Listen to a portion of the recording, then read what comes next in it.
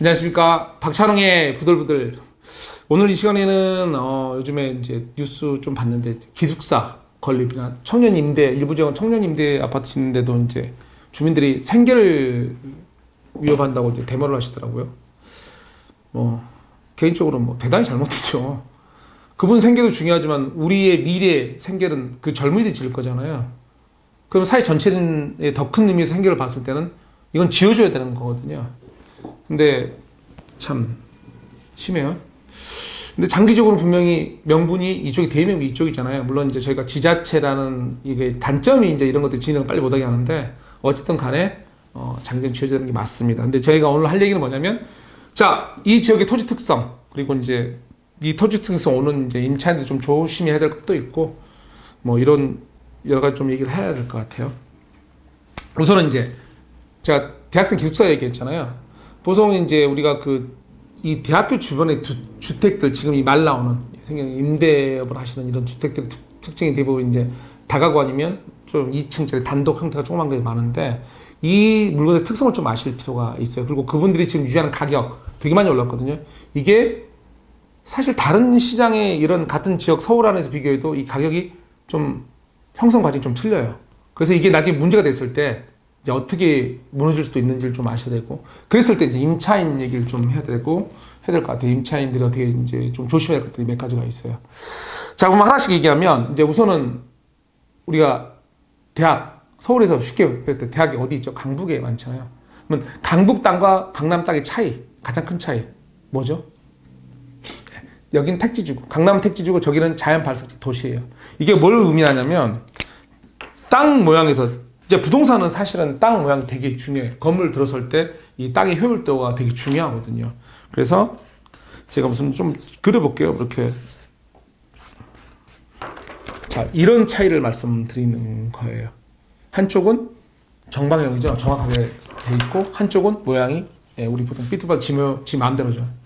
자, 이런 것들이 이제 문제가 뭐냐면, 이제 건물을 들어 올릴 때 이 땅을 잃어버린 땅이 많아져요. 이게 비효율적이기 때문에. 그래서 이게 되게 이걸 이렇게 정박이 되냐 아니냐에 따라서 이제 가치가 틀린 거거든요. 물론 다른 가치도 있죠. 이게 보통 이제 우리가 용적률이라죠. 일반적인 상업지장에 있을 때 외유를 올릴 수 있는 이것도 있죠. 근데 분명히 말씀드리면 이런 땅들이 문제가 있고, 또 다른 건 이제 또 뭐냐면 새로운 법. 이제 이런 땅들이 이제 정방형 땅들이 문제가 아니 비정방형 이런 구도심 땅들이 문제가 또 뭐가 있냐면 도로들이 좁거나 이런 것들.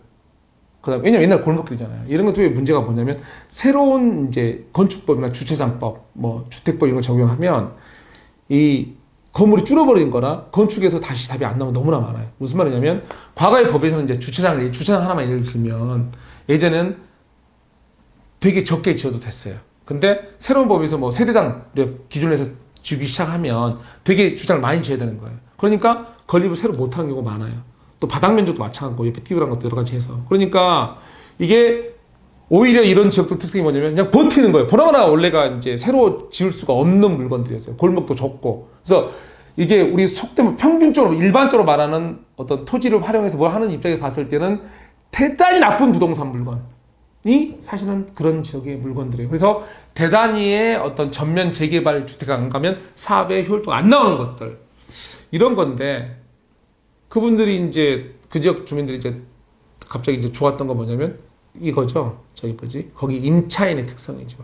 임차인 특성이 철저히 이제 차 없는 더군다나 인근 지역을 기반으로 하는 대학생들이었죠.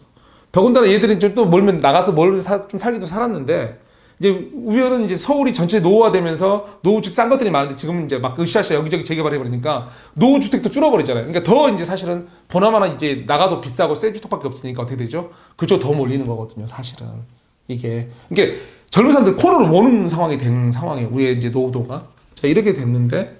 자, 이 상황에서 이제 말씀드리는 거예요. 아까 가격에 이제 원천적 문제가 있다는 게 뭐냐면 아까 말씀드렸듯이 원래가 가격이라는 건 토지 기반을 가져요. 토지의 특성을. 근데 여기는 토지 특성이 안 좋아요. 아주 안 좋아요. 땅 모양이나 모든 게.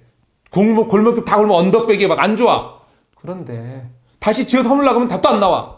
그런데 임대료만 이제 이렇게 임대료는 되게 갈수록 높아졌잖아요. 왜?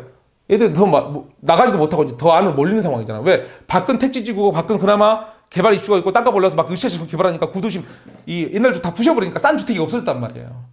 그러니까 이제 얘들이 좀 더 몰린다는 상황이 됐어요. 자, 그래서 이제 가격을 막 올라갔단 말이에요. 그런데 제가 여기서 이제 제가 말씀드릴 것들이에요. 자, 이 가격이 다른 쪽으로 보시면 왜곡 단편이 들고 아니면 뭐 여러 가지 부가적 요인으로 이건 특별히 오른 땅이에요. 이 오른 주택들이에요. 재활용하기에는 애매모호하고. 근데 이런 다가구란 건 뭐냐면 임대형 주택이에요. 이제 오늘 사실 다가구 좀 설명하는 거야. 그러면 임대형 주택하고 연립 이런 빌라 이거하고 좀 달라요. 연립 빌라는 분양형 주택이에요. 그래서 낱개로 분양을 하죠. 똑같은 물건인데 아까 이제 이걸로 설명드리면 같은 모양이더라도 이게 한 집이냐 또는 낱개로 풀 수 있냐 이게 좀 다른 얘기가 돼요. 다른 얘기가 돼요. 근데 어쨌든 간에 한 덩어리짜리 집이란 말이에요. 이게 한 덩어리. 근데 이 한 덩어리짜리 집들이 갖고 있는 문제가 뭐냐면 임대형 주택이라 했잖아요. 임대형 주택이니까 올라갈수록 가격이 임대형이니까 수요자가 많아질 것 같죠. 줄어요. 어느 가격 이상을 넘어가면. 무슨 말이냐면 내가 돈이 10억 있는 사람, 20억 있는 사람, 30억 있는 사람 한번 생각을 해보세요. 어느 선일지 모르지만 생각이 들 거예요. 어느 정도 이상이면 이런 거 임대하면서 임차인 관리하고 청소하고 이런 거 하실래요? 네, 안 하죠. 이게 임대형 물건은 평물건은 특징이 뭐냐면 이제 물론 외형적으로 빌딩, 막 강남 피어나 이런 건 모르겠는데 주거형 임대를 말씀드리는 거예요. 특히나 이런 구도심에서 구호, 오래된 이것저것 수리해줘야 되는 이런 물건들의 특성은 뭐냐면 올라갈수록 가격이 어느 정도 이상하면 수요층이 확 꺾여버려요. 더군다나 제가 지난 시간에 큰 돈은 되게 두려움이 안 타겠잖아요. 가격이 요새 정말 이게 많이 올랐어요. 많이 올랐는데 이 지역의 물건 특성은 원초적으로 토지가 답이 안 나와요. 그런 물건이 되게 많아요. 뭐 들어가서 안쪽에 있는 거 되게 많은데 이런 물건에 큰 돈을 집어넣으려 할 때 당장의 수익성은 맞을 수도 있어요. 어떤 걸 싸게 판다 그러면. 근데 고민 한번 해보셔야 되죠. 이게 대의적 명분으로 봤을 때 분명히 기숙사 설립한다거나 뭐 여러 가지 이유가 많은데 만약에 그렇게 돼버린다면 이 땅은 다시 뭐 해서 힘들다니까 땅 모양 자체가 엉망이어서 그러면 겁이 나겠죠. 그래서 돈의 특성을 봐서도 어느 정도 올라가면 이게 수요층이 힘들어요. 그래서 지금 뭐 이제 워낙 요즘에 사실은 그 우리가 강남에서 아파트나 뭐 여러 가지 월세 수익률 보면 다 2%대요. 2.3%, 2.5% 하여간 안 나와요. 되게 안 나와요. 그러니까 이제 이것도 하겠다. 또 은행 금리도 실질 금리가 마이너스니까 이걸 하려고 하는데 가격 지금 잘 생각하셔야 돼요. 정말로. 그리고 이제 임차인 부분에서 좀 걱정할 게 있어요. 임차인들은 무슨 말이냐면 이게 이렇게 올라가잖아요. 가격이 이게 다가오고 그럴 때 전세가 많아지기 시작하면 혹시나 어떤 건물에 그럼 조심하셔야 돼요. 대단히 조심하셔야 돼요. 무슨 말이냐면 오늘 이거 사용 많이 하네요. 잠시만요. 자, 방이 이게 6개가 있어요. 이 건물이 한 12, 3억짜리 건물로 칠게요. 가격 자체가 매입가가. 근데 다가구잖아요. 만약에 다가구가 집이 이렇게 하나거든요. 그러면 방만 이렇게 있지? 그러면 등기가 하나거든요. 이게 무슨 말을 하는 거냐면 제가 6번 세입자는 1번부터 5번까지 세입자의 보증금을 알 수가 없어요. 이게 무슨 말이냐? 수문하자는 말이거든요. 무슨 말이냐면 이게 만약 연립 빌라잖아요. 그러면 각기 등기가 있어요. 그러면 이게 각기 등기라는 건 무슨 소리냐면 1번 등기는 내 앞에 저당이 있잖아요. 그러면 그 저당 그러면 알아요. 등기에 나와요. 어느 은행에서 얼마 대출이 나왔다. 그리고 나머지 그러면 2순위 뭐야? 내가 보증금이잖아. 내 걸 내가 넣으니까 나는 알아요. 그래서 얼마가 주인이 갚을 빚인 걸 알 수 있어요. 뭔지 아셨죠? 2번도 마찬가지로 빌라면. 근데 다가구는 뭐냐면요. 이 전체가 등기가 하나예요.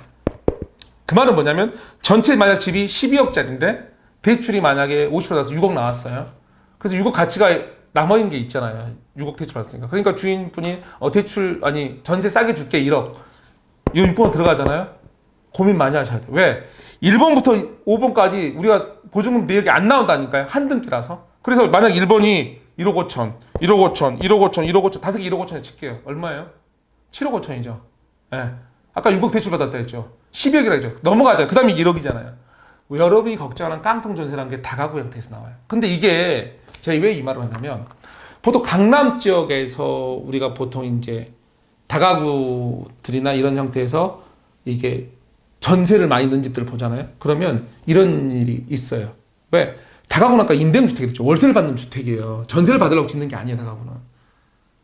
임대주택이거든요. 월세 받으려고. 근데 월세 수요자들이 주차장도 넓어야 되고 이러니까 잘 안 들어가죠. 월세. 소비성이 크거든요. 강남 지역 같은 보면. 그러니까 사람들이 안 들어오니까 전세를 어쩔 수 없이 넣는 거죠. 그러니까 사실은 갈수록 어떻게 보면 이제 비우량이라는 말은 좀 안 맞는데 하여간 맞지 않는 내 원래 컨셉에 맞지 않은 세입자가 들어오는 거예요. 그러다 보면 근데 이게 잘못 보면 어떻게 되냐면 다가구 전체가 전세가 들어가 있고 5집 정도 전세 아니 2집, 3집 전세, 3집 월세 하면 투자금이 줄어들죠. 왜? 전세가 들어가 있으니까. 그러면서 이게 월세니까 왠지 수익률이 좋아 보이는 물건이 돼버려요. 이게 사실 왜곡된 물건을 보이게 하는 현상 중에 하나거든요. 이건 나중에 한번 제대로 설명할 건데 하여간에 쉬운 말로 다가구는 앞에 선순위 보증금들 알 수가 없어요. 그게 대학가에서 나타나기 시작하면 그건 위험 신호예요. 제가 이 말을 하는 이유가 있어요. 여러분들이 한동안 이제 뭐 당장에 기숙사 지을지 안 지을지 모르지만 지금 당장에 뭔 사업이 진행된다 해도 지금에 살고 있는 분들한테 혜택이 없을 거예요. 기간이 걸리니까. 근데 신호가 지역에 갑자기 다가구들이나 어떤 것들이 전세가 많이 나오기 시작하잖아요. 그러면 그건 위험 신호예요. 반드시 기억하세요. 그 지역에. 그걸 아시고 대처하면 좋고 분명히 말씀드리지만 임대주택은 올라갈수록 항상 떨어집니다. 네, 오늘 또 저기 짧게 소개했는데요. 또 다음엔 다른 이야기로 좀 찾아뵙겠습니다. 네, 감사합니다.